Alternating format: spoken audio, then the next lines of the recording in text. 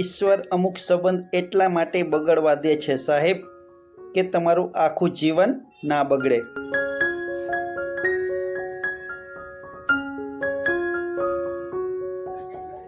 સાહેબ જરૂરથી યાદ રાખજો, જેનું દુઃખમાં મુખ હસતું હોય છે ને એના માટે સુખ હંમેશા સસ્તું હોય છે.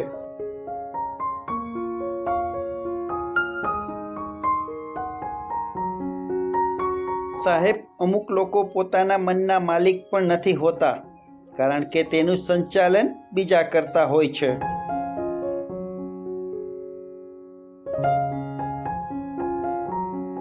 સત્ય હંમેશા મીઠું જ હોય છે સાહેબ, પરંતુ કોઈના ગળે ન ઉતરે એટલે જ કડવું લાગે છે.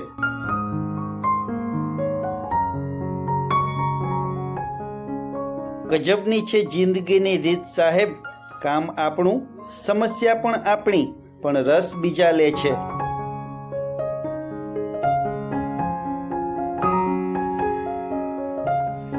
એકલા ઊભું રહેવાનું સાહસ રાખો સાહેબ, ભલે સમગ્ર દુનિયા તમારી વિરુદ્ધ કેમ ન હોય.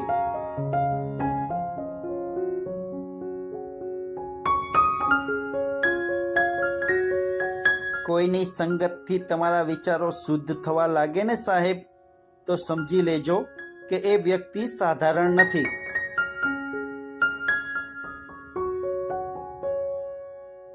યોગ્ય વ્યક્તિ મળે તો જ મનની વાત કરવી સાહેબ, કારણ કે લોકો જાણવા આવતા હોય છે, સાંભળવા નહીં.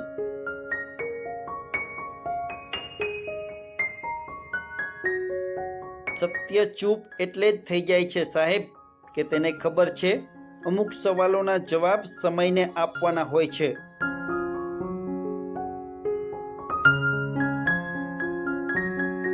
સાહેબ હંમેશા યાદ રાખજો કે દાનત ચોખ્ખી હોવી જોઈએ, તો જ ભગવાન કોઈકને કોઈક રૂપમાં જરૂર મદદ કરવા આવે છે. પ્રેમ હંમેશા વ્યક્તિત્વ જોઈને કરાય મારા વાલા, વ્યક્તિ જોઈને નહીં.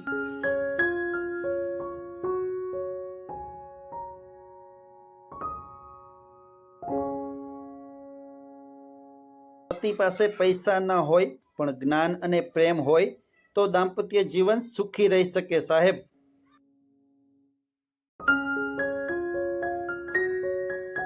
સંસ્કારથી આખી દુનિયા જીતી શકાય છે સાહેબ, પરંતુ અહંકારથી જીતેલું પણ હારી જવાય છે.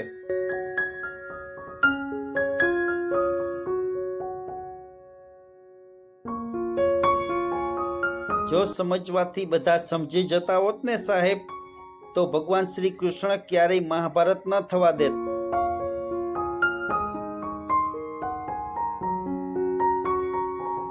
દુનિયા માટે તમે ખાલી એક માણસ છો સાહેબ, પણ તમારા પરિવાર માટે તમે આખી દુનિયા છો.